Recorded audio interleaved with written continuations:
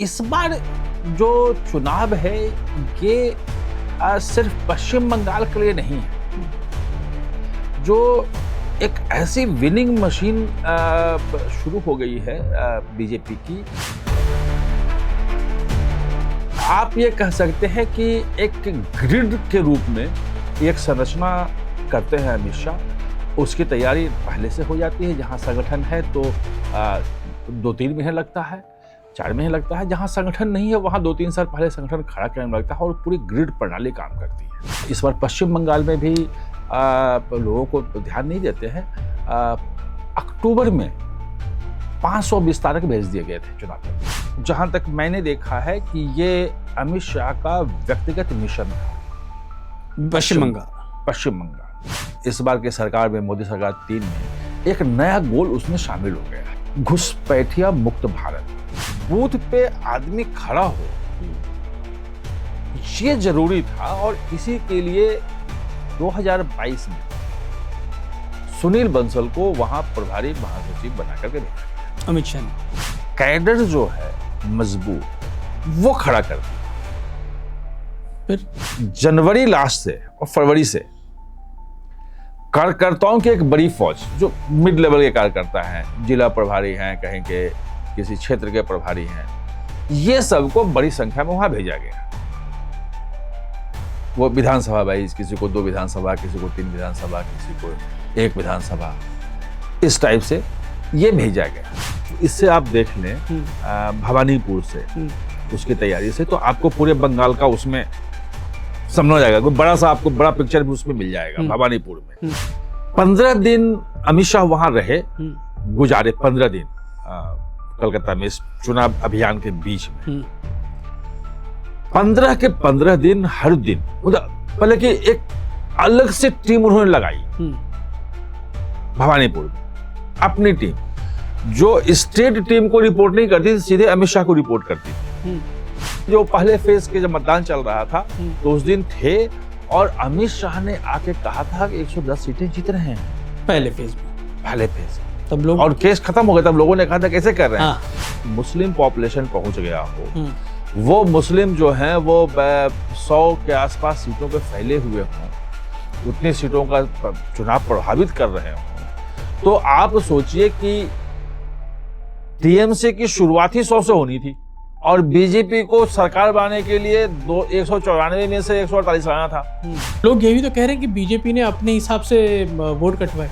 इस बार पॉलिसी हमारी है और सबको बोल दिया है कि जो ज्यादा जनसभाएं करेगा, जो ज्यादा वहां पे नुक्कड़ सभा करेगा, जो ज्यादा सक्रिय अपने क्षेत्र में रहेगा, उसी को टिकट मिलेगा। भाजपा का पुराना कार्यकर्ता भी अपने आप को समझ रहा हो, घर बैठे हो कि मैं पुराना हूं तो मिल जाएगा, कुछ काम ना करे सीनियरिटी के कारण मिल जाएगा, तो ये नहीं होगा। जो स्ट्रीट वर्कर है, जो सड़क पे उतरा हुआ है, जो झंडा लेके घूम रहा है, वहां उसी को टिकट देगा और उसी को टिकट मिला भी। एक भी शिकायत नहीं आएगी आपको इस बार। सर, एक सवाल ये भी है कि ममता बनर्जी ने भी, या उनके भतीजे जो कि पार्टी में नंबर 2 हैं, अभिषेक बनर्जी, उन्होंने भी हमेशा जो है टारगेट, अगर आपने देखा होगा भाषण में, तो वो अमित शाह को ही किया करते थे। तो वो बीजेपी से ज्यादा तो अमित शाह वर्सेस टीएमसी या ममता बनर्जी था। निश्चित रूप से ये पूरा का पूरा चुनाव अगर आप कह लें, ग्राउंड पे जो नारे लगते थे, मोदी वर्सेस दीदी, ये वो सब चलते थे, अखबारों के हेडिंग बनता था, चैनलों में जो है वो हेडलाइन मारते थे, इस ढंग से वो करते थे। लेकिन लड़ाई जो मुख्य रूप से थी वो तो ममता बनर्जी या बनाम अमित शाह ही था। वो तो अमित शाह को अगर आप देखेंगे तो वो मिशन मोड आदमी में है, वो रुकते ही नहीं कहीं। सबसे मुश्किल स्टेट लेते हैं अमित शाह, सबसे जो टफ स्टेट होता है वो चुनते हैं। वो पश्चिम बंगाल टफ स्टेट है, मध्य प्रदेश हार सकते हैं, दिल्ली जीत ही नहीं सकते, उत्तर प्रदेश फंसा हुआ है। तो भाई जो आगे बढ़ के जिम्मेदारी उठाएगा, अमित शाह पावर सेंटर जो हैं वो किसी के आशीर्वाद से नहीं बने हैं। 2016 में जब विधानसभा चुनाव हुए थे तो बीजेपी को 3 सीटें मिली थी। 2021 में 77 और 2026 में जब चुनाव हुए तो ये आंकड़ा 200 के पार चला गया। ये जो जीत का अंतर है टीएमसी से और जो ये नंबर्स बढ़ते चले आए हैं, इसके पीछे कई लोगों का मानना है कि इसके पीछे अमित शाह हैं। वो ना सिर्फ इस पूरी रणनीति को तैयार करते रहे बल्कि बंगाल में एक मजबूत बेस बनाया और वहाँ पर पार्टी को जीत दिलाई। आखिर कैसे रचा उन्होंने ये चक्रव्यूह, इसी पर आज बात करेंगे हम वरिष्ठ पत्रकार नीलू रंजन से। Thank you so much sir, आपने अपना वक्त दिया। जी नमस्ते सर, सबसे पहला सवाल यही है सर, जिस बंगाल में बीजेपी को 3 सीटें मिलती थी, उस बंगाल में बीजेपी डबल डिजिट पहुंची 77 और 77 से 200 के पार। ये कैसे हुआ सर? नहीं, 3 तो आप बहुत बात की बात कर रहे हो, आप 2016 की बात कर रहे हो। जब 2014 में अमित शाह जब राष्ट्रीय अध्यक्ष बने थे तो एक भी सीट नहीं थी, कुछ भी नहीं था। और जब उन्होंने मीटिंग ली थी, मुझे ध्यान है, और जो उनकी किताब है उसमें लिखा भी गया है, Amit Shah the marching of BJP से किताब एक है, तो उसमें वो डिटेल लिखा है कि जब पहली बार उन्होंने मीटिंग ली और बताया भी उन्होंने, तो कहा कि भाई यहाँ तो कुछ है ही नहीं। बोले वोटर कितने हमारे हैं? बोले कि लगभग 4-4.5 लाख के आसपास हमें वोट पड़ते हैं पूरे बंगाल में, जो अब 3 करोड़ से ऊपर वोट, 3.5 करोड़ वोट ले रहे हैं। ये मीटिंग कब हुई थी सर? और ये 2014 के लास्ट की मीटिंग थी ये। और तो उन्होंने कहा कि भाई अगर हमारा कुछ नहीं है वहाँ, तो ये कौन लोग हैं जो हमें वोट दे रहे हैं? ये जो वोटर है इनकी पहचान करो। यही तो हमारे कार्यकर्ता हैं, जो कुछ भी हमारा वहां नहीं है, एक सीट नहीं है, कोई नाम लेना वाला नहीं, फिर भी हमें वोट दे रहे हैं। इसका मतलब कमिटमेंट है उनमें। और तब उन्होंने वो शुरू किया था। और मुझे ध्यान है 2015 में एक बाई इलेक्शन हुआ था, पहली बार वो बाई इलेक्शन जीते थे, वो एक एमएलए बना था। और 2016 के इलेक्शन की आप बात कर रहे हो, जिसमें 3 सीटें आई थी, जिसमें वो 3 सीटें आई थी और 10% वोट आया था। तो शुरुआत वहां से हुई। लेकिन 2021 में जो गलतियां थी, जो कमजोरियां थी, गलतियां भी क्या थी, परिस्थितियां ऐसी आ गई थी। कोरोना का सेकेंड वेव था, ओमिक्रॉन का, आप पूरे देश में हाहाकार मचा हुआ था। 6-7 फेज में इलेक्शन था और लास्ट के 3 फेज में तो प्रचार भी नहीं हुआ था। वो भी एक बड़ी गलती थी। दूसरी बात कि बहुत तेजी से बढ़ने के चक्कर में पार्टी तो बढ़ गई, तृणमूल कांग्रेस के तमाम लोगों को बाहर लिया, भाजपा में लिया, उनको टिकट दिया, सब कुछ किया, लेकिन जो कमिटमेंट कार्यकर्ताओं का कैडर जो था वो तैयार नहीं था जो वोट में कन्वर्ट हो सके। और ख़ास तौर पे मैं जब बैठा था एक बार, तो बातचीत हो रही थी कि हमारी वो उसमें चर्चा चल रही थी कि हमारी 40 सीटें और आती अगर काउंटिंग पूरी हो जाती। लेकिन 2021 में आप ध्यान दीजिएगा कि 11 बजे के आसपास ही कैलाश विजयवर्गीय वहाँ प्रभारी थे और उन्हें ममता बनर्जी को बधाई दे दी जीत की। 8 बजे काउंटिंग शुरू हुई, 11 बजे बधाई दे दी, जबकि काउंटिंग बहुत बाकी था। वो जैसे ही बधाई दी तो उसके बाद बीजेपी के जो काउंटिंग में ये एजेंट थे वो सब निकल आए बाहर, वो चले गए। बीजेपी का अपना इंटरनल असेसमेंट ये था कि 40 सीटें कम से कम और जीती, 40 सीटें और उनके पक्ष में आती तो 77 से 117 तक हो सकते थे। तो जो एक ह्यूमिलिएशन जो हुआ वो नहीं होता, जो एक लगा कि भाई 77 देखा आ गए, ऐसे बट गए। जबकि आप वोट परसेंटेज देखेंगे तो 38 था, 10 से 38%। और 2019 में 39-40% के आसपास वोट था। इसका मतलब कि वोट परसेंटेज इन्होंने बनाए रखा था, ये था। लेकिन इस बार जो चुनाव है ये सिर्फ पश्चिम बंगाल के लिए नहीं है। जो एक ऐसी विनिंग मशीन शुरू हो गई है बीजेपी की, जो पहले जब हम बात करते थे तो पन्ना प्रमुखों की बात करते थे कि पन्ना प्रमुख इनके हैं, ये है, और वो पन्ना प्रमुख जिता देते हैं, वो सबसे बहुत आगे निकल गया है। एक आप ये कह सकते हैं कि एक ग्रिड के रूप में एक संरचना करते हैं अमित शाह, उसकी तैयारी पहले से हो जाती है। जहाँ संगठन है तो 2-3 महीने लगता है, 4 महीने लगता है। जहाँ संगठन नहीं है वहाँ 2-3 साल पहले संगठन खड़ा करने में लगता है, और पूरी ग्रिड प्रणाली काम करती है। और ये जो पहला प्रयोग इसका जो किया था, आपको ध्यान होगा कि 2017 में गुजरात इलेक्शन में भाजपा हारते हारते बच गई, 99 सीटों पे सिमट गई थी। और वो बड़ा सेटबैक होता है। कोई प्रधानमंत्री वहाँ से आते हैं, गृह मंत्री से वहाँ आते हैं, और वहीं से ताकत है। अगर अपने गृह में हार गए तो फिर बाद में एक बड़ा खराब मैसेज आता। और 2017 का इलेक्शन का मुझे ध्यान है कि जब लगा कि अब भाजपा हारे, तो अंतिम समय प्रधानमंत्री ने एक दिन में 4-4, 5-5 रैलियाँ की, और लगातार वो रैलियाँ करके और प्रधानमंत्री अपनी मेहनत से निकाल पाए थे। तो वहाँ से भाजपा सीखी कि अगर नैरेटिव खड़ा किया गया, जैसे उस वक्त कल्पेश ठाकुर का और 2-3 जो उस वक्त आए थे वो नेता कांग्रेस के, तो उन लोगों ने मिल के एक ऐसा नैरेटिव खड़ा किया कि भाजपा को मतलब हार जाती। तो उन्होंने अब दूसरे ढंग से काम शुरू किया, और पहली बार फर्स्ट टाइम मुझे ध्यान है कि एक बड़े नेता बता रहे थे कि 2022 में 185 में से 182 शायद सीटें हैं, 185 हैं, 182 है शायद वहाँ गुजरात में, उसमें से 156 सीटें जीती। जो प्रधानमंत्री नरेंद्र मोदी जब मुख्यमंत्री वहाँ थे, उस वक्त भी वो सीटें उतनी नहीं जीत पा रहे थे। 120-22 मैक्सिमम पहुँचा था, 110 था कभी। तो ऐसे सीटें, और वो घट के फिर आप 2017 वाला 99 पे आ गई थी, और वो था कि भाई एंटी इनकम्बेंसी में उड़ सकते हैं। वो जो प्रणाली थी, वो जो वहाँ सफलता थी, तो वहाँ से इनको लगा कि यार ये हो सकता है। वहाँ से एक सीख मिली कि यार ये कुछ गड़बड़ है।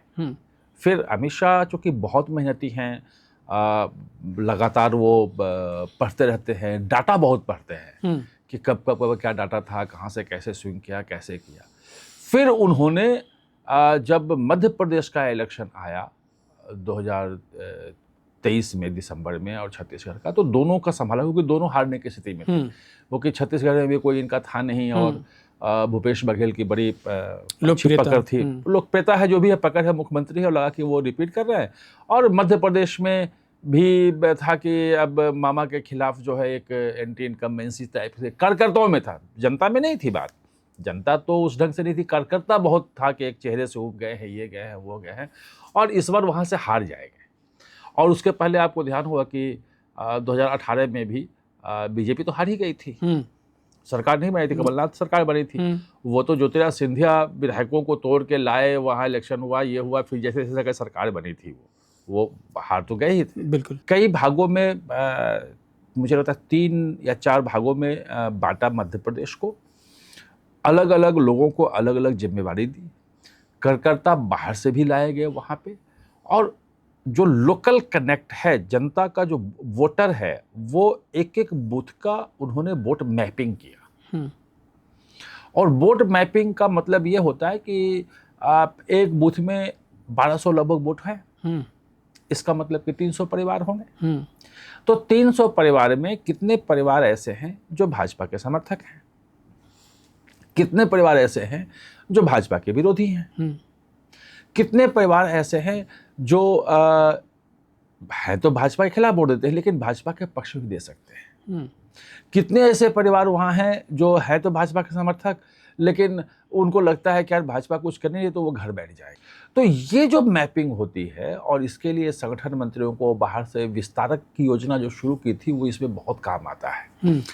इस बार पश्चिम बंगाल में भी लोगों को ध्यान नहीं देते हैं, अक्टूबर में 500 विस्तारक भेज दिए गए थे चुनाव तक के लिए। अच्छा।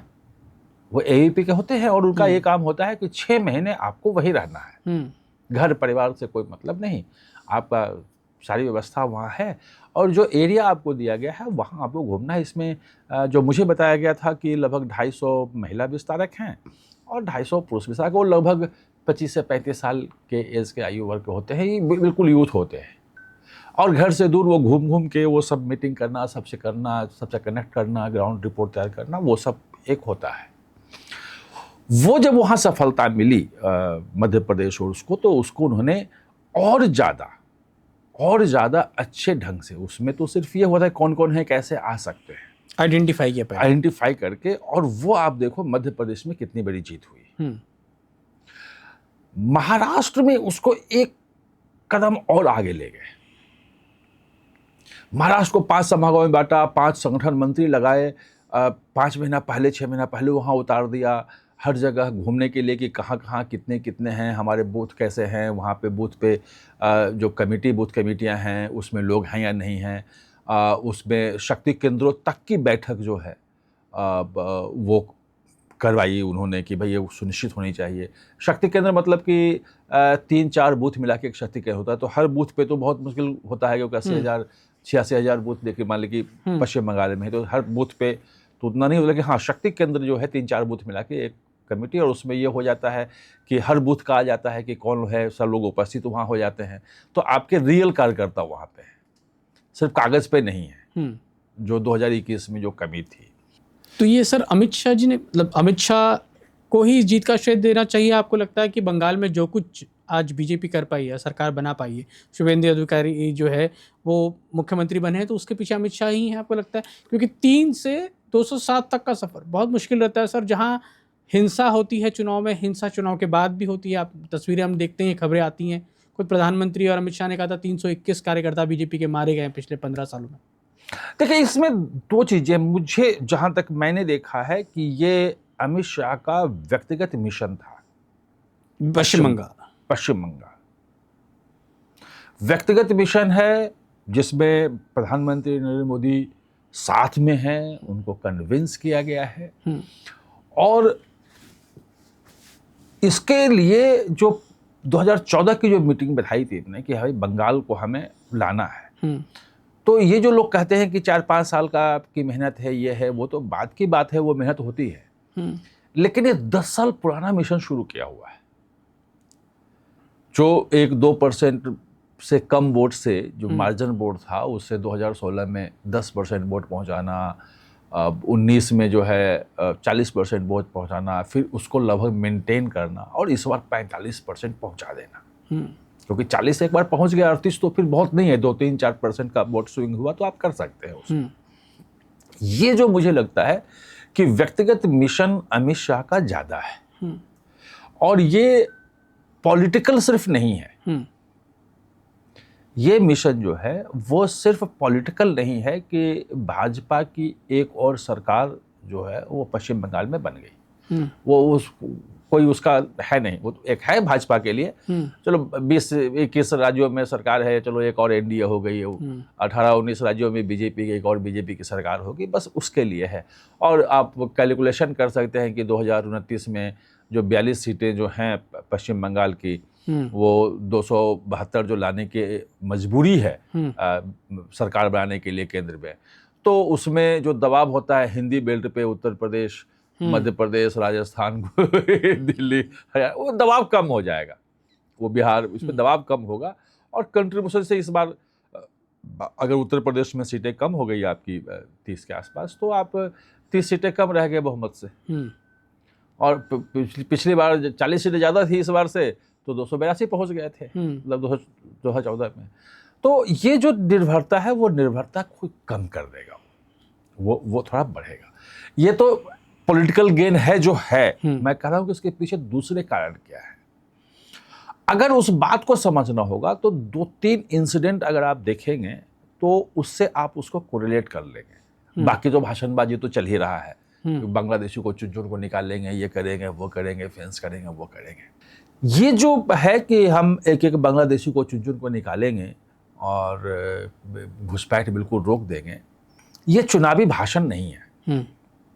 ये भाषण आपको बिहार में दिखा था वहाँ बांग्लादेशी घुसपैठिए नहीं हो सकते हैं, सीमांचल में था, और वो SIR में वहाँ मुद्दा भी उठा था कि घुसपैठियों को हम बाहर निकालने के लिए कर रहे हैं, और हुआ था कि कितने घुसपैठे निकले, तमाम निकले, चुनाव जीत गए, नवंबर में सरकार बन गई वहाँ पे। उसके बाद लोग ध्यान नहीं देते हैं, 25, 26, 27 फरवरी को अमित शाह बिहार में थे, लेकिन पटना में नहीं थे, पॉलिटिकल मीटिंग किसी से नहीं थी उनकी, वो सीमांचल में थे। सीमांचल का इलाका जो 7 डिस्ट्रिक्ट हैं जिसमें सबसे अधिक घुसपैठ हुआ है, जहाँ पे जनसांख्यिकी जो डेमोग्राफिक चेंज हो गया है, मुस्लिम आबादी जो है वो तेजी से बढ़ी है, और वहाँ पे सब कुछ उलटफेर हो गया, जहाँ से असदुद्दीन ओवैसी के जो पांच एमएलए जो जीत के आए हैं, पिछली बार भी जीते थे, इस बार भी जीत के आए हैं, वो मुस्लिम बहुल हो गया है। वहाँ मीटिंग कर रहे थे वो चुनाव के 3 महीने 4 महीने बाद। क्यों? क्योंकि अब अमित शाह का जो गोल है, जो उनकी इस बार के सरकार में, मोदी सरकार 3 में, एक नया गोल उसमें शामिल हो गया है, और वो है घुसपैठिया मुक्त भारत। और वो इसलिए शामिल है, ये नहीं है कि पहले से घुसपैठ का मुद्दा तो हमेशा बांग्लादेशी घुसपैठ का मुद्दा भाजपा के एजेंडे में रहा है, लेकिन आपको जब वो करना होता है तो एक क्षमता भी विकसित करनी होती है। जमीन तैयार करनी, जमीन है, उसमें पुलिस बल लगता है, उसमें तमाम चीज़ें आपको सिक्योरिटी एजेंसीज लगानी पड़ती है, मैपिंग करनी पड़ती है, कहाँ कहाँ है, कौन कौन लोग हैं, कैसे उसको पकड़ोगे, उनका जो सिस्टम है कैसे डिस्मेंटल करोगे। अब जब अमित शाह, आप कह सकते हैं कि अब तो 7 साल हो गए गृह मंत्री रहते हुए, देश के 3 प्रमुख समस्याओं से उन्होंने याद दिला दी।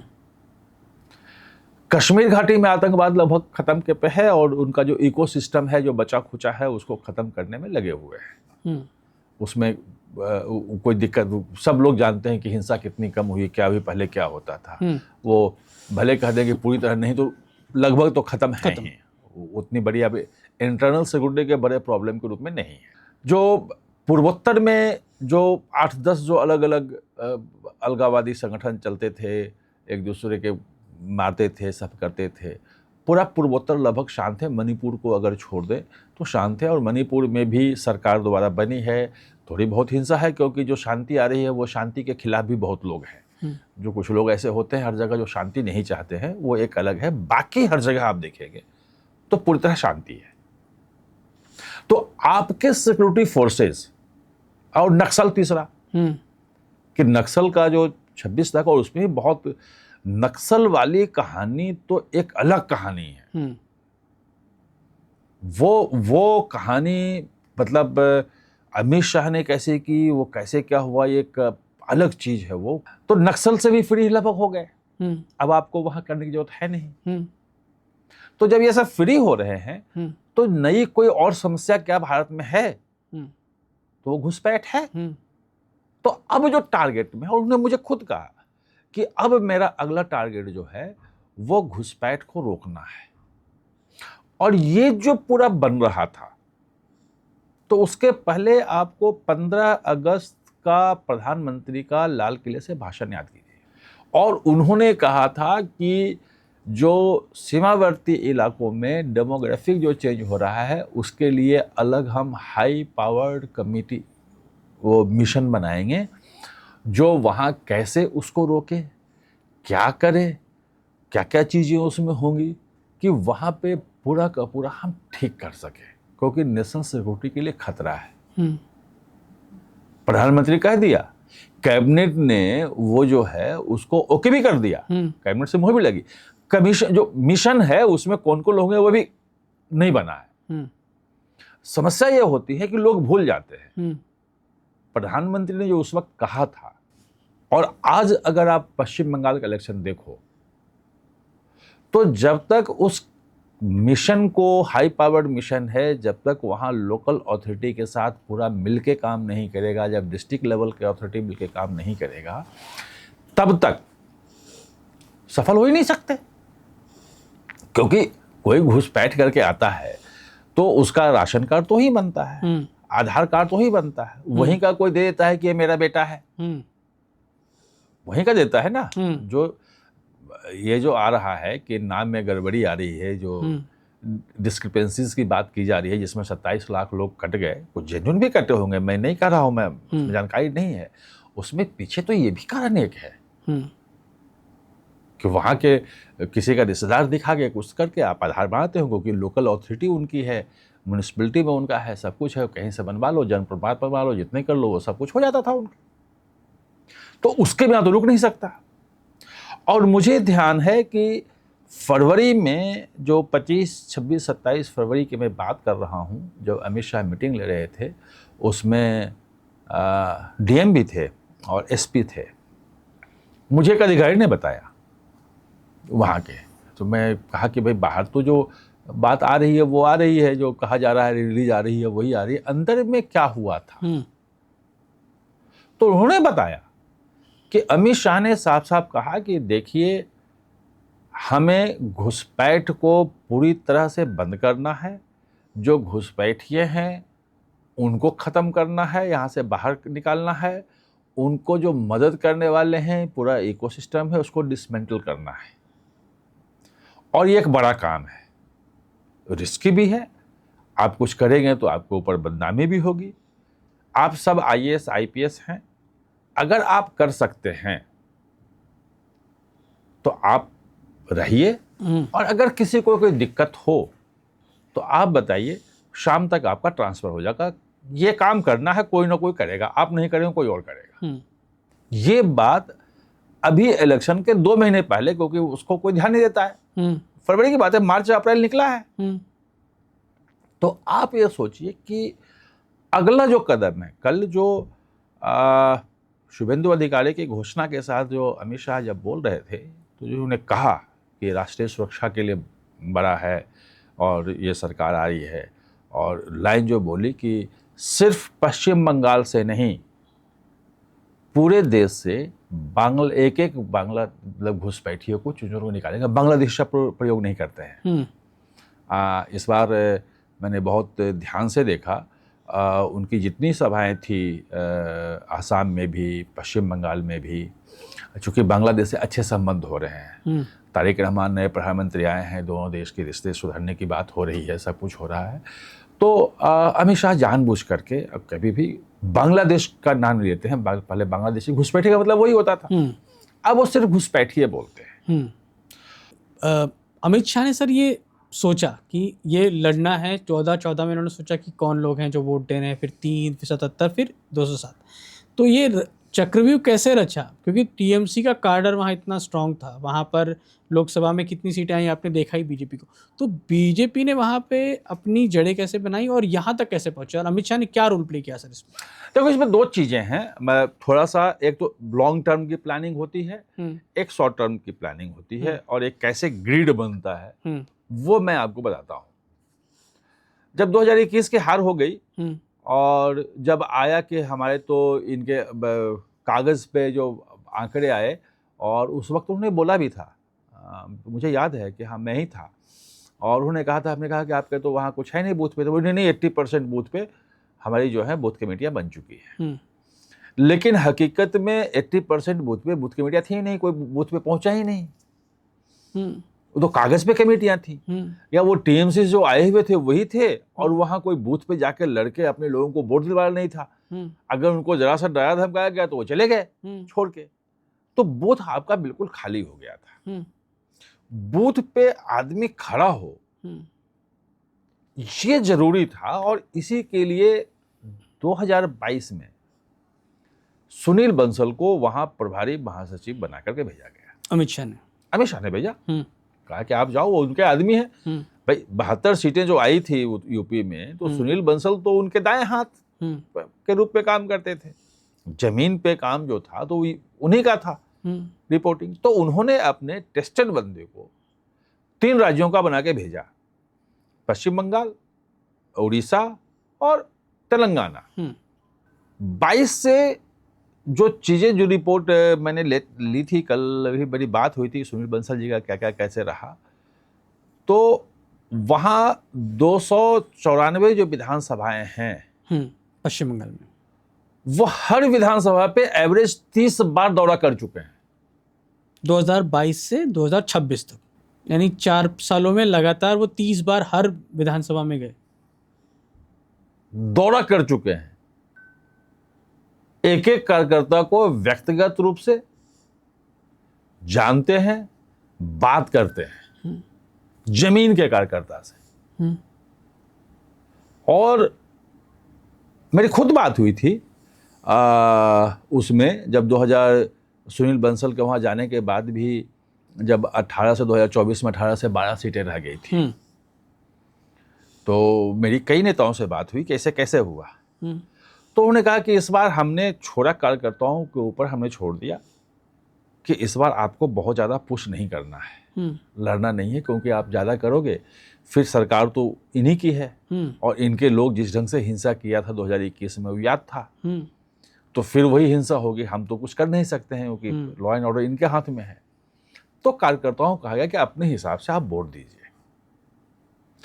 आप लोग 12 सीटें तो देख रहे हैं, लेकिन वो ये नहीं देख रहे हैं कि 2024 के लोकसभा चुनाव में लगभग 100 विधानसभा सीट, 100 से अधिक विधानसभा सीटें, वो साथ हैं कितना मुझे भी आंकड़ा ध्यान नहीं है, 100 से अधिक विधानसभा सीटों पे भाजपा नंबर 1 पार्टी थी। इसका मतलब ये हुआ कि भले आपकी लोकसभा की सीटें कम हुई, लेकिन विधानसभाओं में जो आपकी प्रेजेंस है वो 2 साल में सुनील बंसल ने दिखाया। और उसी साल 2024 में ही उड़ीसा के प्रभारी थे।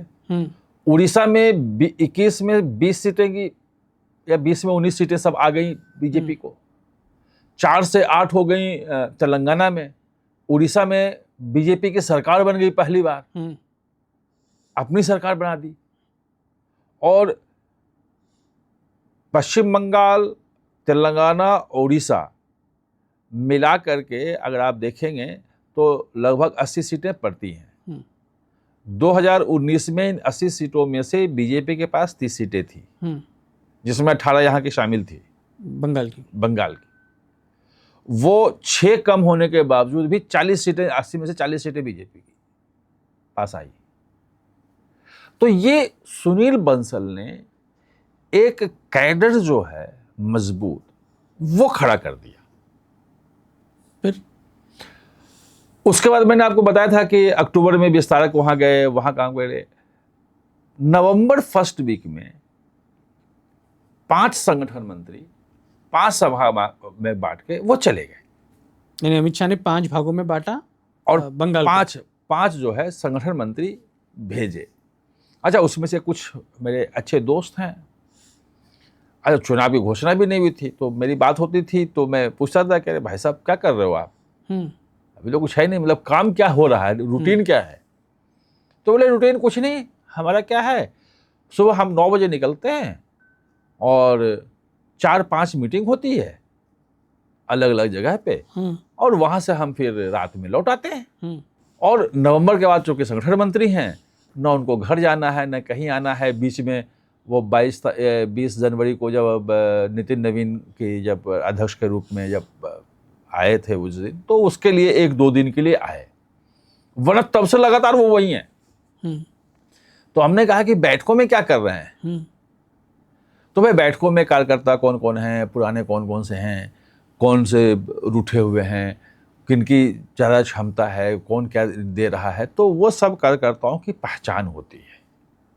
और उस क्षेत्र में किसकी क्या पकड़ है, कैसे है, वो रिपोर्ट लगातार वो बना के वो भेजते रहते हैं। और उसी में लोगों को टास्क दिया जाता है कि भाई वो जो आपको बताया कि जो शुरू किया था फैमिली का जो मैपिंग, वो मैपिंग भी वही कर लेते हैं। अच्छा, कि आपके बूथ में कितने परिवार हैं, कौन कितने तरफ जाएगा, किस तरफ जाएगा, कौन हमारी तरफ से आ सकता है, इश्यूज क्या क्या हैं, किस विधानसभा में कौन सा इशू है, किस इलाके में क्या है, लोगों की क्या समस्याएं हैं, कौन सा मुद्दा उठाएंगे तो लोगों को टच कर रहा है। तो ग्राउंड का जो वो की जो नब्ज है उसकी वहां वो पहचान करते हैं। ये लगभग 3 महीने में उन्होंने, आप सोचो कि एक दिन में अगर कोई 4-5 मीटिंग कर रहा है, 5 लोग कर रहे हैं ऐसे, तो एक दिन में कितनी मीटिंग हो गई? एक दिन 5 तो 150 मीटिंग महीने की हो गई। तो इन 5 ने मिलकर के पिछले 6 महीने में कितनी मीटिंग कर ली। उसके बाद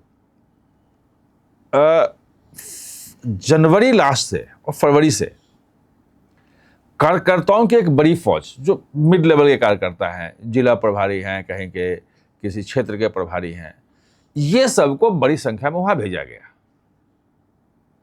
वो विधानसभा वाइज, किसी को 2 विधानसभा, किसी को 3 विधानसभा, किसी को 1 विधानसभा, इस टाइप से ये भेजा गया। ये क्या करते थे कि इनका काम था बैठक करना, ये भी बैठक करते थे कि आज यहाँ के कार्यकर्ताओं से बैठक करना है, आज यहाँ के कार्यकर्ताओं से बैठक करना है, यहाँ बैठक करना है, ग्राउंड की रिपोर्ट तैयार करनी है, क्या होना है वो, ये तमाम। और नुक्कड़ सभाएं कि आपको अगर भाजपा की चीज़ों को पहुंचाना है लोगों तक, तो अपने लोगों के बीच बैठक करके नहीं हो, तो हर जगह आप छोटी छोटी जिसमें 100-150 लोग हों, ऐसी नुक्कड़ सभाएं करें। तो ये पीछे से नुक्कड़ सभाएं हो रही हैं, ये नहीं हो रही, उसकी रिपोर्टिंग, वो सब कुछ मैनेजमेंट करना, ये इन लोगों का काम था। जैसे मार्च आया, तो मार्च में मेरे संगठन मंत्री से, जो 5 संभाग में से एक से बात हुई थी कि भाई साहब अब तो तैयारी आ गई, अब क्या लग रहा है?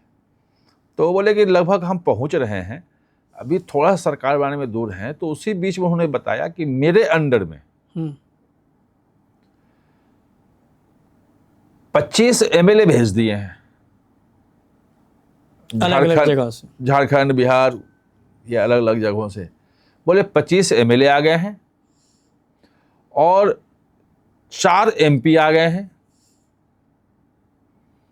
जो हमारे एरिया में घूमेंगे। जो उनको डिवीजन दिया गया है, उनको अलग अलग बांट दिया कि आपको MLA को भाई एक आप कंस्टिट्यूंसी देखेंगे, क्योंकि कंस्टिट्यूंसी में जीता हुआ MLA है, उसको आइडिया है कैसे लड़ना है, क्या करना है, तो आप उनको असिस्ट करेंगे। तमाम मीटिंगें हो रही हैं, रैलियाँ निकल रही है, PM का अगर कोई रोड शो है, कोई रैली निकल रहा है, अमित शाह का है, बड़े नेता जा रहे हैं, तो कैसे उसकी तैयारी होनी चाहिए, कैसे लोगों को लाना है, वो सब करने के लिए ये सब पूरा का पूरा तामझाम वहाँ पे पूरा तैयार हुआ। और एक अलग से आम लोगों के जागरण के लिए कि आप जाके वोट डालें और आपकी समस्याएं कितनी, क्योंकि अमित शाह और मोदी अगर कितना भी बोल रहे हैं कि बांग्लादेश घुसपैठ को खतरा है, हिंदू यहाँ पे अल्पसंख्यक हो जाएगा, देश की सुरक्षा को खतरा है, बहुत लोग सुने, बहुत लोग नहीं सुने कि भाई PM बोलते रहते हैं। तो मैंने देखा, खासतौर पे मैं जहाँ भी आसनसोल, रानीगंज, कलकत्ता तक में जहाँ जहाँ मैं गया, तो मैं वहाँ पहले तो मुझे दिखा था आसनसोल में और दुर्गापुर में, रानीगंज, हर जगह मैं गया तो हर जगह मैं ढूंढने लगा कि हाँ कब हुआ था। वहाँ लोकल पत्रकारों से पूछा, ये तो हाँ भाई ये तो हुआ था वहाँ पे। वो हो रहा था प्रबुद्ध नागरिक संगोष्ठी। अच्छा, प्रबुद्ध नागरिक संगोष्ठी चुनाव के दौरान भी चल रहा था। अच्छा, प्रबुद्ध नागरिक संगोष्ठी जो है वो न रैली है, न कुछ है, न उसमें कोई नेता का भाषण है, कुछ भी नहीं है।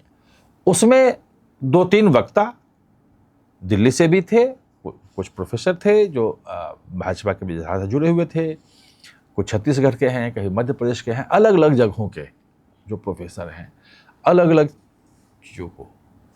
तो वो सब वहाँ पे 1 घंटा का भाषण, बाद में जलपान करके सब चले जाते थे। और लगभग मैंने देखा कि एवरेज संख्या उनकी 250 से 300 होती थी, करीब 8-10 मैंने देखा वहाँ।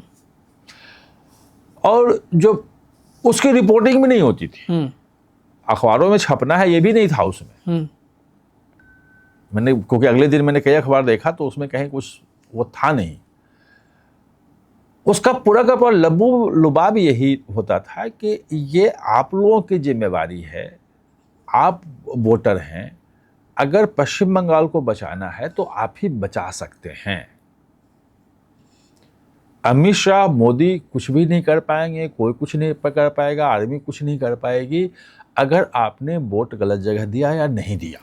तो मुझे, और इसमें जो गैर सरकारी संगठन हो, RSS इसमें सक्रिय हो, या जो लोग भी होंगे, कि बैनर तो होता नहीं था किसी का, कोई चेहरा तो होता ही नहीं था, भाजपा के लोग तो वहाँ होते ही नहीं थे।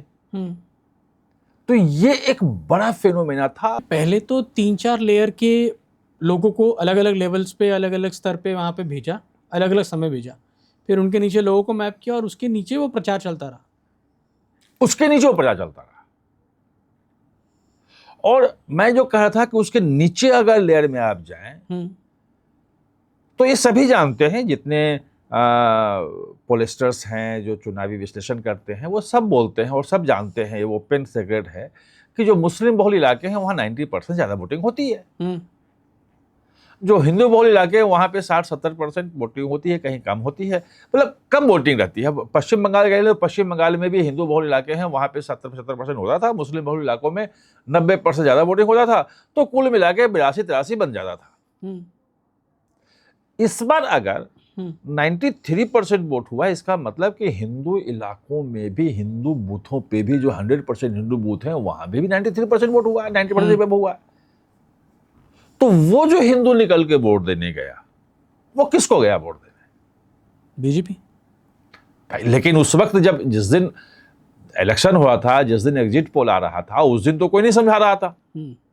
उस दिन तो मैं बता रहा था ये चीज कि भाई आप लोग जो विश्लेषण कर रहे हो कि 12% कम हो गया, ये हो गया, और कुछ लोग तृणमूल को दे रहे हैं, कुछ दे रहे हैं, वो चीजें चल रही थी। लेकिन ये जो चेंजेस था जिसमें 90% हिंदुओं ने भी निकल के वोट दिया, इसमें वो जो प्रबुद्ध नागरिक संगोष्ठियों का जो योगदान है वो बड़ा योगदान है, बहुत बड़ा योगदान है।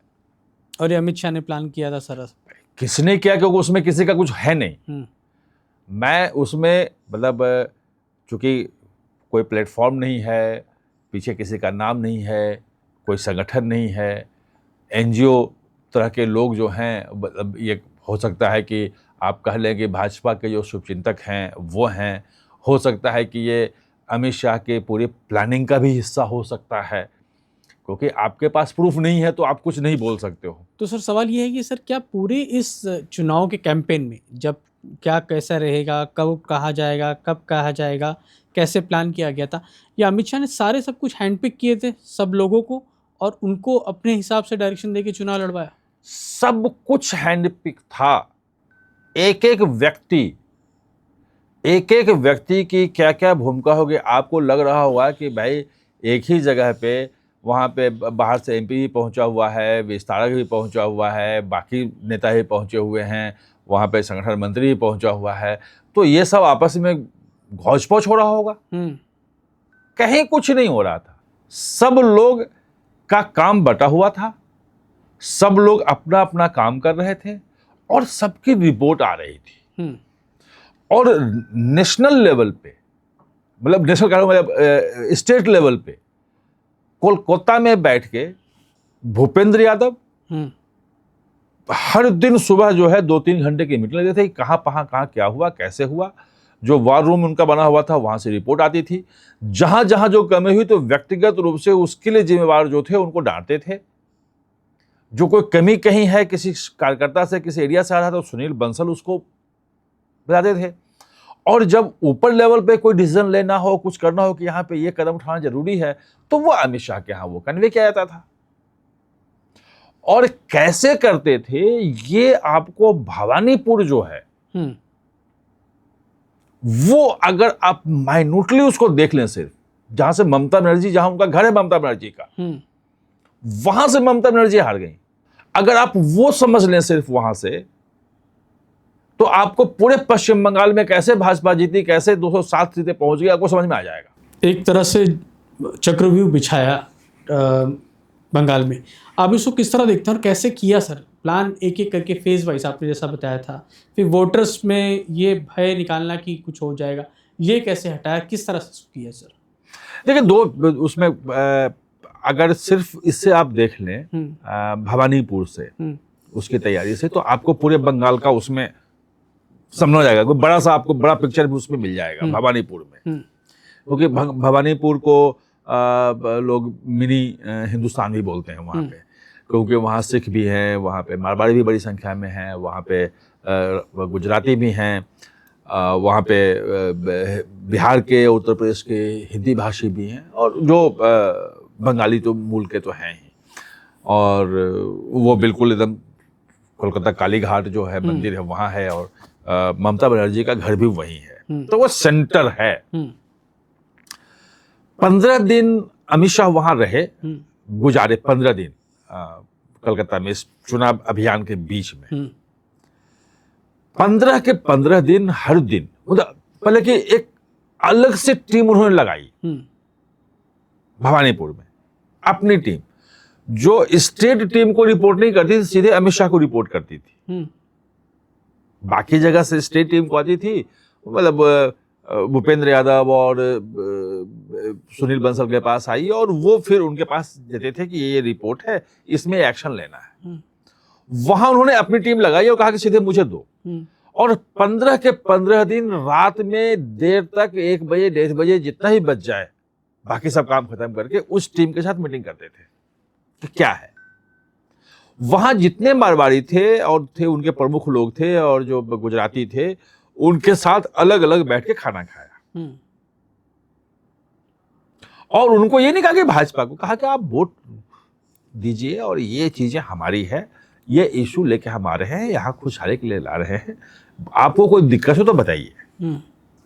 उन लोगों ने कहा कि भाई हम जब वोट देने जाते हैं तो हाइक तो हमें घर से निकल ही नहीं दिया जाता है, बाहर कोई ना कोई टीएमसी का जो खड़ा होता है, जो आप गुंडा कह लो, जो भी कह लो, उसको कार्यकर्ता कह लो, और वो कहता है कि नहीं आप घर से न जाइए, आपका वोट पड़ जाएगा। और 12 बजे के बाद ये लोग पूरा बूथ कैप्चर करते हैं और हमारा वोट जो है छापा वोट वो डाल देते हैं और दिखा देते हैं कि भाई 57,000 वोट से जो है वो जीत गए। इनका एक वो चलता है। अब इसको रोकना कैसे है? तो पार्लियामेंट्री फोर्सेस इस पर लगाई कि भाई हर बूथ के बाहर रहेगा, कोई भी किसी के घर के बाहर नहीं रोकेगा। दूसरी बात, ये लोग सोसाइटियों में रहते थे तो बूथ बनता था दूर में सरकारी स्कूल में, तो वहां जाना पड़ता था। इस बार जो चुनाव आयोग ने फैसला किया, और चूंकि पार्लियामेंट मिलिट्री का डिप्लॉयमेंट होता है, वो गृह मंत्रालय के सहयोग से ही होता है कि कहाँ कहाँ लगाने हैं, कैसे लगाने हैं, और पहले गृह सचिव के साथ मीटिंग होती है तो उसके हिसाब से चलता है। तो इस बार जो है पार्लियामेंट्री फोर्सेस के डेवलपमेंट किए और सोसाइटियों के भीतर बूथ बनाए। कंट्रोवर्सी भी हुई थी, आपको ध्यान होगा कि भाई चुनाव आयोग कैसे कर सकता है। तो उससे हुआ कि वो वहां तक पहुंचना उनके लिए वोट डालना आसान हो गया। फिर हुआ ये कि पूरे में था, भवानीपुर में भी था और पूरे पश्चिम बंगाल के लिए लोगों के लिए मैसेज था कि जितने बूथ लूटे जाते हैं और जो छापा वोटिंग होती है वो दोपहर बाद होती है। तो भवानीपुर के लिए इन्होंने कहा कि 11 बजे तक बीजेपी के जितने वोटर हैं वो एक एक जाके वहां वोट डाल लें, कोई छोटे ना। और जो लास्ट मेरी बात हुई थी तो उसमें बताया कि 12 बजे तक सारे बीजेपी का एक एक वोट पड़ चुका था। उसका बीजेपी का कोई जो है मतदाता वहां नहीं गया था, बीजेपी समर्थक वहां वोट डालने नहीं गया था। और ऐसे ही पूरे पश्चिम बंगाल में जो आपको शुरू से ही दिख रहा था कि 40%, 50%, मतलब 12-1 बजे तक ही 60-60% को आपने देखा ना पहुंचते हुए, वो जो सुबह की जो रश थी वो बीजेपी वाले वोटरों की रश थी। यानी अमित शाह ने ये इंश्योर कराया कि 12 बजे तक सब बीजेपी समर्थक वोटर जितना है वो सब डाल लो वोट, क्योंकि उसके बाद अगर मान ले कि आप सोचे कि चलो जाके डालता हूं शाम को, कहीं कुछ हिंसा हो गई, कुछ गड़बड़ हो गया, फायरिंग हो गई, पुलिस भी भाई कार्रवाई शुरू करेगी, तो वो किसी को थोड़ा ना पहचानेगी कि कौन किसका है, और डर से लोग नहीं निकले। उसके बाद अगर थोड़ी सी भी हिंसा हुई तो लोग सामान्य तौर पे निकलते नहीं घर से, क्यों जाएंगे हम, झगड़ा कौन भी पड़ेगा, कौन ले, वोट डालने से क्या होगा। तो सुबह से आपको जो दिख रहा था वो दिख रहा था, वो स्ट्रेटजी का हिस्सा था, अमित शाह की स्ट्रेटजी का वो हिस्सा था। और जब वोट निकल रहा था, जिस वक्त वोट निकल रहा है सुबह 7 बजे से, तो हर जगह से रिपोर्ट आ रही थी मतदान के दिन भी कि हमारे इतने इतने लोग यहां से निकल गए हैं। और अमित शाह शायद उस समय वॉर रूम में बंगाल में ही मौजूद थे। मतदान के दिन जो पहले फेज के जब मतदान चल रहा था तो उस दिन थे, और अमित शाह ने आके कहा था कि 110 सीटें जीत रहे हैं पहले फेज में।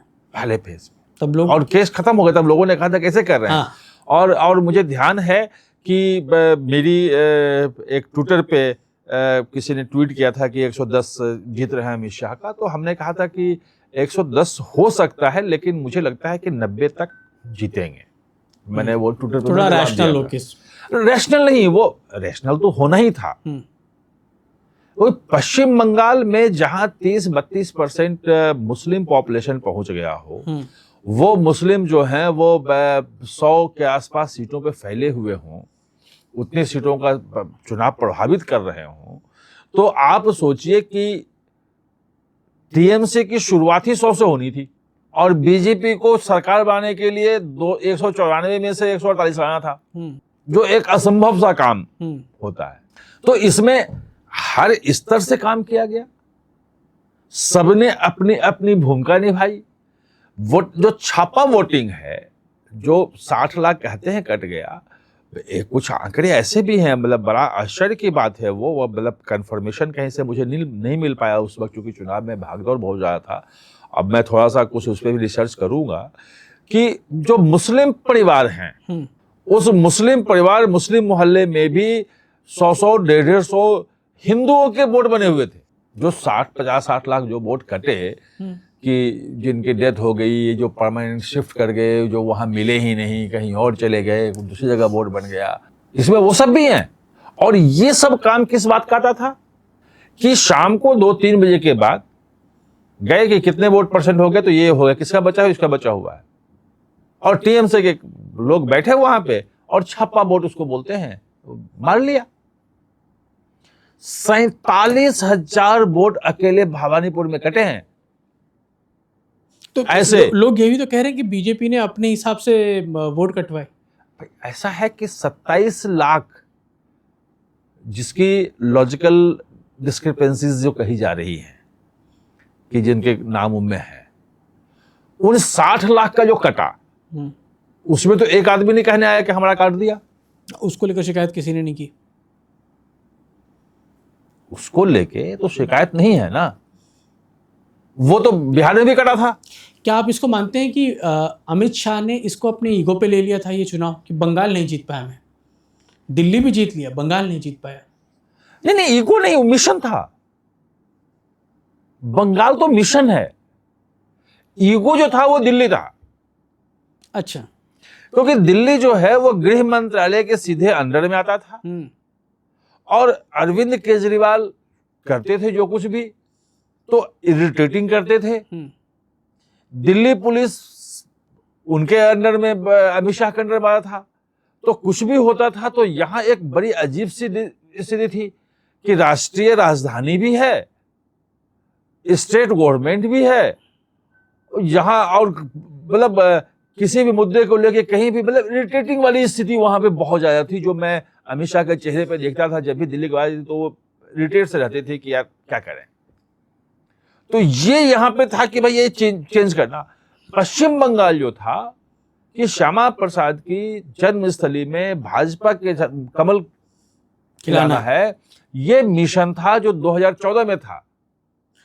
सर एक सवाल ये भी आया है कि अमित शाह ने बंगाल में कमल खिलाने के लिए, यानी बीजेपी को सत्ता में लाने के लिए जो लोग लिए या जो लोग आए, वो तो सब बाहर दूसरी पार्टी के ही थे, नहीं, लेफ्ट पार्टियों के थे। शुभेंदु अधिकारी जो है वो टीएमसी के थे। ऐसा है कि ये सब जो थे, मैंने कहा कि 2021 के पहले थे, लेकिन अगर 2014 के जाएंगे आप, 2016 के पहले जाएंगे तो कुछ था ही नहीं भाई। बीजेपी के वही 4-5 लाख वोटर जो वोट पड़ा था वही था ना, कौन से नेता थे, कितने लोग थे वहां पे। तो 2021 में के पहले वो लोग आए। इस बार जो चूंकि संगठन का काम काफी ज्यादा हो गया था, बीजेपी में बहुत आगे बढ़ गया संगठन का काम। सुनील बंसल के कारण मजबूत स्थिति में थी, और एक क्रॉस उसका एरिया जो है विधानसभा का बढ़ रहा था, जो मैंने कहा 2014 में 100 से ज्यादा, 2024 के लोकसभा में 100 से ज्यादा विधानसभा सीटों में लीड थी, वो सब कुछ हो रहा था। तो इस बार मुझे बिल्कुल ध्यान है, बिल्कुल एकदम 100% ध्यान है। जब मेरी बात हो रही थी और सीधे उनसे मैंने पूछा था कि इस बार जो है वो टीएमसी का आरोप लगा था, इस बार क्या है, बोले इस बार पॉलिसी हमारी है, और सबको बोल दिया है कि जो ज्यादा जनसभाएं करेगा, जो ज्यादा वहां पे नुक्कड़ सभा करेगा, जो ज्यादा सक्रिय अपने क्षेत्र में रहेगा, उसी को टिकट मिलेगा। भाजपा का पुराना कार्यकर्ता भी अपने आप को समझ रहा हो, घर बैठे हो कि मैं पुराना हूं तो मिल जाएगा, कुछ काम ना करे सीनियरिटी के कारण मिल जाएगा, तो ये नहीं होगा। जो स्ट्रीट वर्कर है, जो सड़क पे उतरा हुआ है, जो झंडा लेके घूम रहा है वहां, उसी को टिकट देंगे और उसी को टिकट मिला भी। एक भी शिकायत नहीं आएगी आपको इस बार। सर एक सवाल ये भी है कि ममता बनर्जी ने भी या उनके भतीजे जो कि पार्टी में नंबर 2 हैं अभिषेक बनर्जी, उन्होंने भी हमेशा जो है टारगेट, अगर आपने देखा होगा भाषण में, तो वो अमित शाह को ही किया करते थे। तो वो बीजेपी से ज़्यादा तो अमित शाह वर्सेस टीएमसी या ममता बनर्जी था। निश्चित रूप से ये पूरा का पूरा चुनाव अगर आप कह लें, ग्राउंड पे जो नारे लगते थे, मोदी वर्सेस दीदी, ये वो सब चलते थे, अखबारों के हेडिंग बनता था, चैनलों में जो है वो हेडलाइन बांधे थे, इस ढंग से वो करते थे। लेकिन लड़ाई जो मुख्य रूप से थी वो तो ममता बनर्जी या बनाम अमित शाह ही था। क्योंकि ममता बनर्जी को अपना जो वहां संगठन था, जो ढांचा खड़ा किया था, वो क्लबों के माध्यम से, सिंडिकेट के माध्यम से, जो ब्यूरोक्रेसी का, जो कल अमित शाह ने जो बात कही, वो बहुत महत्वपूर्ण बात थी कि ब्यूरोक्रेसी का राजनीतिकरण हो गया था और राजनीति का अपराधीकरण हो गया था। यानी कि अपराधी जो हैं वो पॉलिटिक्स में आ गए थे और पूरी ब्यूरोक्रेसी जो थी वो टीएमसी पार्टी के कार्यकर्ता के रूप में काम कर रही थी। एक एक लाइन बोलते हैं अमित शाह, लोग ध्यान नहीं देते हैं उसका क्या मतलब है। वो बहुत गहरा मतलब उसका था। और अगर आप देखेंगे कि लगभग 1000 के आसपास एसएचओ से लेके और सबके जो ट्रांसफर हुए, चीफ सेक्रेटरी और उसके तो छोड़ो, एसएचओ तक के ट्रांसफर हुए, 1000 लोगों को बदला गया एक स्टेट में। क्यों? क्योंकि वो टीएमसी के राजनीतिक इकाई के रूप में काम कर रहे थे। तो ये खत्म करना, ये वही कर सकता है जो पूरे स्टेट के पॉलिटिकल कैरेक्टर को अच्छी तरह समझता हो।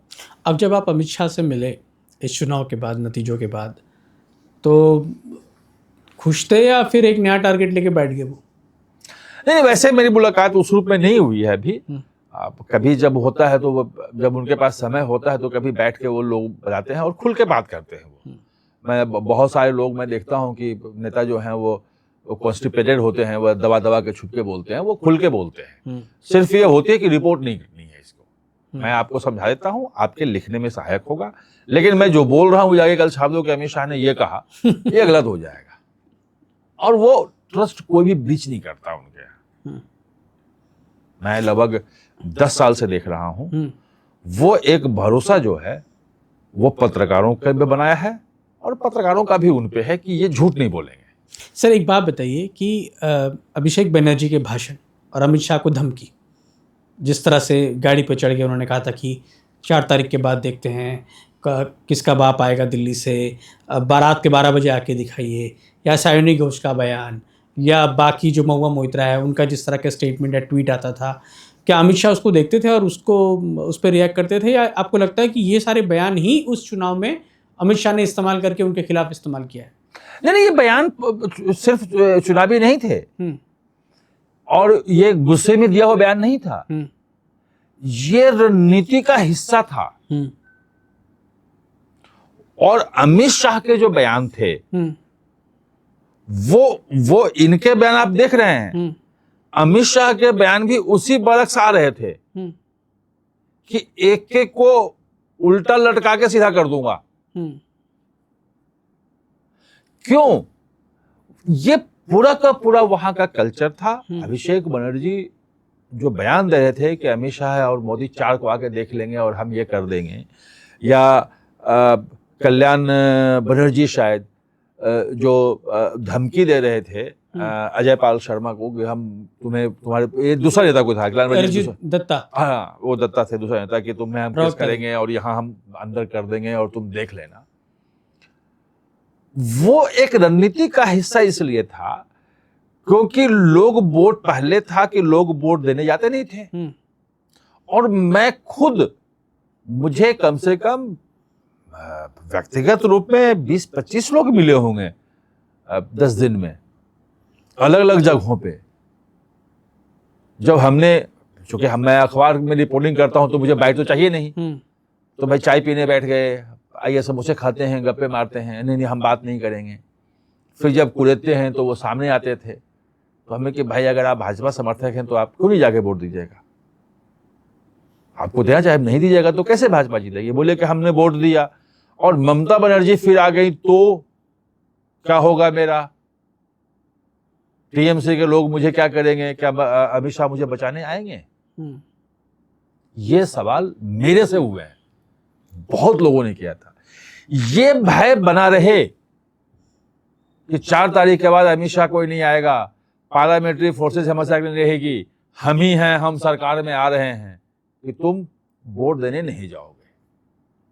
और अमित शाह का था कि जितने हो सब घर में घुस जाओ, कोई बाहर नहीं दिखना, पार्लियामेंट्री फोर्सेस हैं, और अगर खुद दिख गए तो 4 तारीख के बाद तुम्हें उल्टा लटका के सीधा कर दूंगा, सारे को मारूंगा।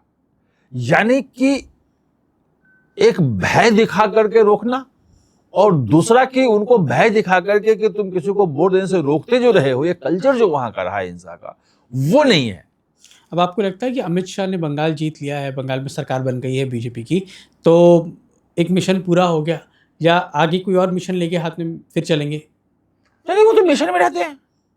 वो तो अमित शाह को अगर आप देखेंगे तो वो मिशन मोड आदमी में है, वो रुकते ही नहीं कहीं। अगर सरकारी काम चल रहा है, ऑफिस चल रहा है, और खास तौर पे पहले 2019 से 24 तक में ज़्यादा ऑफिस में बहुत सारे काम थे, चूंकि नक्सल वक्सल सब करना था, तो मैं हमेशा देखता था उनको कि सोमवार से शुक्रवार तक वो ऑफिस का काम करते थे, या पार्लियामेंट भी चल रहा हो तो सोमवार से शुक्रवार तक पार्लियामेंट देखेंगे, और शनिवार को किसी न किसी स्टेट में होंगे, रविवार को किसी स्टेट में होंगे, फिर वो लौट के आ जाएंगे। और रात के 1 बजे 2 बजे तक, 2 सवा 2 बजे तक तो मतलब हमने देखा ही है, बैठा ही है, उसमें मैं क्या बताऊं। और उसके बाद आप कहोगे तो 7 बजे 6:30 बजे जो है वो फिर कार्यक्रम स्थल पे पहुंचे हुए हैं, और उतने ही फ्रेश। तो मिशन है क्या उनका कि सारे भारत में कमल खिला के ही छोड़ना है? कमल खिला के नहीं छोड़ना है। कमल खिलाना तो एक हिस्सा है। मतलब अगर आप लोग, दिक्कत वही है कि अमित शाह को और जो मोदी को लोग, जो खासतौर पे प्रधानमंत्री के बारे में उतना नहीं बोलूंगा, लेकिन अमित शाह को जो लोग सिर्फ एक पार्टी और एक सरकार से जोड़ देते हैं, उससे वो बड़े आदमी है। उनका मिशन ये है कि जब तक मैं हूं तो भारत की जितनी बड़ी समस्याएं हैं उससे निजात दिला दूं। जैसे मैंने आपको बताया कि अगर जम्मू कश्मीर में आतंकवाद खत्म हो गया, नक्सलवाद खत्म हो गया, पूर्वोत्तर में शांति आएगी, तो अमित शाह ने अगला मिशन शुरू कर दिया कि हमें अब घुसपैठ की समस्या से भारत को मुक्त करवाना है। और उसके लिए बिहार जीता, बिहार जीतने के बाद सीमांचल में जाके बैठक की, अब पश्चिम बंगाल जीता। पश्चिम बंगाल में आप देखेंगे कि 1-1.5 साल के अंदर अंदर मतलब मिशन मोड पे जो 400 किलोमीटर की जो सीमाएं, जो वो जिसमें बाड़बंदी नहीं हुई है, वहां पे बाड़ लग जाएंगे। जो इस बार फेंसिंग हो रही है, स्मार्ट फेंसिंग हो रही है, उसको कैसे सील करना है, वो तमाम काम शुरू हो जाएगा। तो ये एक बड़ी चीज जो है, जो अमित शाह जो है वो एक मिशन लिए हुए हैं, एक मिशन उनका और चल रहा है। वो चल रहा है कि ड्रग्स फ्री कैसे करें, उसके बारे में लोग नहीं जानते हैं। आज अगर दाऊद इब्राहिम का करीबी जो है तुर्की से लाया जा रहा है, एनसीबी इतना मजबूत हो गई, लोगों को सजाएं बहुत हो रही हैं, जो कि वो नारकोटिक्स वाले केस में सजा होती ही नहीं थी। तो एक बार उन्होंने मुझसे कहा कि मैं इसको फ्री कर दूंगा, अभी बहुत सारे स्टेट सहयोग नहीं कर रहे हैं, मैं उनसे कह रहा हूं कर लो। और एनकोड जो नारकोटिक्स कोऑर्डिनेशन सेंटर जो बनाए हुए हैं, वो सेंटर में भी 3 है, वो सेंट्रल लेवल पे भी है, नेशनल लेवल पे भी है, स्टेट लेवल पे, डिस्ट्रिक्ट लेवल पे भी। और पूरी मैपिंग, हर डिस्ट्रिक्ट में नारकोटिक्स का सप्लाई कहां से कहां होता है, कौन कौन है, सबकी मैपिंग। ये लोग, बहुत लोग ध्यान नहीं देते हैं, जितने नारकोटिक्स वाले हैं सबका अलग से डाटा तैयार हुआ है, उनके सहयोगी, उनको करीबी, और सब के पास वो ऑनलाइन जो इन्फोर्समेंट एजेंसी है मौजूद हैं, और सब टारगेट में हैं। जो टेरर वाले जितने भी केसेस हो रहे हैं उनसे जो मैपिंग हो रही है, वो सबका डाटाबेस अलग से तैयार हो रहा है और सब पे नजर रखा जा रहा है, कोई नहीं बच रहा है। यानी सब पे नजर रखी हुई है इन्होंने। नहीं, है क्या कि अगर आपको 140-45 करोड़ का देश चलाना है और अपराध से मुक्त रखना है, कम करना है अपराध, तो कुछ ना कुछ तो होगा ही। लेकिन अगर आप उसको सजा सुनिश्चित करवाना चाहते हैं कि कैसे हो, जो बड़ी प्रॉब्लम्स हैं वो कैसे उसे निजात मिले, तो आपको उस रूप में काम करना पड़ेगा। और अमित शाह जो हैं वो उसमें मिशन मोड में काम करते हैं। एक आखिरी सवाल सर, ये कि प्रधानमंत्री नहीं है, पार्टी के राष्ट्रीय अध्यक्ष नहीं है, लेकिन इन दोनों से भी कहीं कम नहीं है आपको लगता है अमित शाह? क्योंकि जिस तरह से उनका ऑरा है, या जिस तरह से वो जिस स्टाइल में इलेक्शन हो, चाहे पार्टी हो, चाहे सरकार हो, वो चला रहे हैं, आपको लगता है कि एक अलग ही वो अपने आप में एक पावर सेंटर है? अब लोग पावर सेंटर कहते हैं, और ये एक सामान्य भाषा है कि वो पावर सेंटर के रूप में ही लोग बोल देते हैं। हम आप भी जवाब करेंगे तो कहेंगे भाई जो अमित शाह चाहते हैं वही होता है। लेकिन अगर अमित शाह के पास वहां बैठ के अगर आप देखें, या पूरे पार्टी में अमित शाह को देखें, तो डिलीवरी बॉय वही है, माल कौन पहुंचाएगा, रिजल्ट कौन लाके देगा? अगर पश्चिम बंगाल जीतना है तो कौन लाके देगा? अगर दिल्ली जीतना है तो कौन जिताएगा? अगर मान लो कि पंजाब का करना है इलेक्शन अगले साल, उत्तर प्रदेश सारा कौन लाके जिताएगा? आप मानते हैं कि मतलब इस सारी जीत के पीछे सिर्फ अमित शाह? नहीं, अमित शाह ही हैं। देखो, अमित शाह जो है एक स्ट्रेटेजी बनाते हैं लॉन्ग टर्म, उस पे काम करते हैं। वो एक प्रधानमंत्री मोदी जैसा लोकप्रिय चेहरा उनके सामने है, जिस चेहरे को वो लोगों के सामने पेश करते हैं, अपने को पीछे रखते हैं और रिजल्ट देते हैं। अमित शाह की लोकप्रियता या पार्टी में उनकी अहमियत, वो उनके रिजल्ट देने के कारण है। जो सरकार में वो रिजल्ट दे रहे हैं गृह मंत्री के रूप में, 370 से लेके नक्सल और पूर्वोत्तर के राज्यों को सब शांति लाके दे रहे हैं, वही रिजल्ट पार्टी में एक के बाद एक स्टेट, सबसे मुश्किल स्टेट लेते हैं अमित शाह, सबसे जो टफ स्टेट होता है वो चुनते हैं। वो पश्चिम बंगाल टफ स्टेट है, मध्य प्रदेश हार सकते हैं, दिल्ली जीत ही नहीं सकते, उत्तर प्रदेश फंसा हुआ है। तो भाई जो आगे बढ़ के जिम्मेवारी उठाएगा और जो करके दिखाएगा, उसके पास ये पहुंचेगी। अगर कल अमित शाह डिलीवरी करना बंद कर दे तो परसों अमित शाह को कोई नहीं पूछेगा पार्टी में। लोग गलत ढंग से, अमित शाह पावर सेंटर जो हैं वो किसी के आशीर्वाद से नहीं बने हैं, या पावर सिर्फ अपने तक सीमित नहीं रखना चाह रहे हैं कि मैं अपने तक रखूं सीमित, सब कुछ अपने पास समेट लूं। वो पावर सेंटर इसलिए उनके पास पावर है क्योंकि वो डिलीवरी कर रहे हैं। वो डिलीवरी सरकार में भी कर रहे हैं, वो डिलीवरी पार्टी के भीतर भी कर रहे हैं, वो डिलीवरी जो संघ की विचारधारा है, जो संघ के जो मुद्दे हैं वहां भी कर रहे हैं। घुसपैठ बड़ा मुद्दा है, 370 संघ के लिए बड़ा मुद्दा था। ये जो मुझे ध्यान है, राम जन्मभूमि वाला, बाबरी मस्जिद राम जन्मभूमि वाला जब आया था, फैसला आ गया और कमेटी बननी थी उनकी, जो अभी कमेटी काम कर रही है, जो राम जन्मभूमि जो मंदिर, राम मंदिर को देख रही है, तो बड़े बड़े लोग सब जाते थे बैठने के लिए, उसमें चंपत राय बराबर जाते थे बैठने के लिए। और मैं एक दिन चंपत जी से पूछा था कि भाई बहुत देर हो रही है, कमेटी नहीं बन रही, क्या है, कैसे है, और आप कल गए थे मीटिंग में, क्या हुआ? तो तमाम चीज़ें उन्होंने बताई। उसके बाद उन्होंने कहा कि यार अमित शाह को क्या समझ है, वो जैसे ही कुछ बोलो कि भाई ऐसे करेंगे हम, तो बोल देते थे कि देखिए ये करेंगे तो आपके ऊपर उंगली उठ जाएगी, यहाँ जाके आप फंस जाएंगे। कॉमा फुल स्टॉप की क्लैरिटी, कि अगर आपने जो लेजिस्लेशन बनाया उसमें कॉमा अगर यहां कर दिया तो बाद में इसके इंटरप्रिटेशन दूर तक चले जाएंगे। जो 370 जब हटाने की बात थी तो सबसे, मतलब गृह सचिव से लेके लॉ से कैबिनेट सेक्रेटरी, पता नहीं कि बहुत सारे लोगों से राय ली गई, सब अपना अपना कमेंट देते हैं, फाइल चलती है कि भाई ये करना है, इंटरनल फाइल चल रही थी। उसमें अधिकांश लोगों ने कहा कि ये हम नहीं कर सकते हैं।